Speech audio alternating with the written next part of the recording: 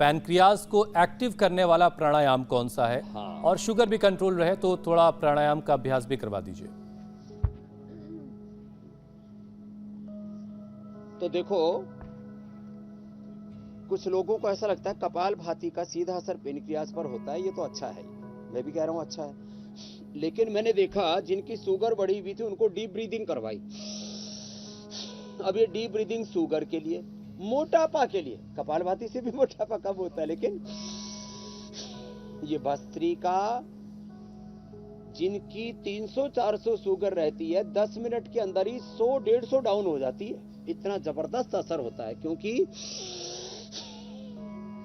Mitochondria के अंदर glucose और ऑक्सीजन दोनों मिलके ही एनर्जी बनाते हैं, और उसी से शुगर भी कंट्रोल होती है और हम एनर्जाइज भी रहते हैं, हमें ऊर्जा ताकत भी मिलती है।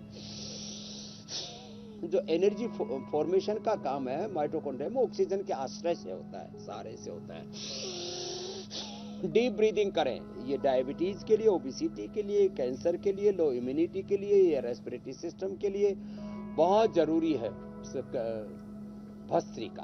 तो भस्त्रिका कम से कम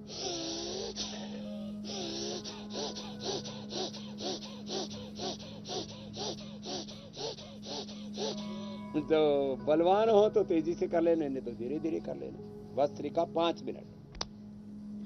फिर कपालभाति का सीधा असर पेनक्रियाज पर ही होता है, और ये हम कपालभाति तो इंटीग्रेटेड योगा प्रैक्टिस के अंतर्गत, क्योंकि हम integrated yoga practice, integrated pathy, integrated treatment की बात करते हैं, तो हम तो मंडूकासन भी करा रहे थे, योग मुद्रासन में भी कपालभाति करा रहे थे।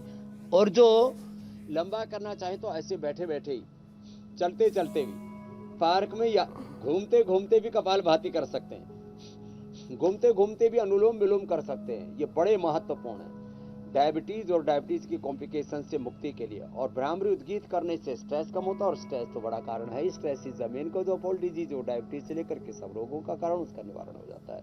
तो अनुलोम विलोम, भ्रामरी उद्गीत, तो प्राणायाम तो रामबाण है, और 90 से 99% रोग मात्र प्राणायाम और ध्यान से ही दूर हो जाते हैं। प्राणायाम ध्यान करने से व्यक्ति का स्वाभाविक रूप से आहार, विचार, वाणी, व्यवहार, स्वभाव में, आचरण में संयम भी आ जाता है, और अपने आप जीवन सही दिशा में आगे बढ़ने लगता है। बहुत शानदार। और कम से कम प्राणायाम से ही आज से शुरुआत कर लें जिन्होंने अब तक योगाभ्यास को नहीं अपनाया।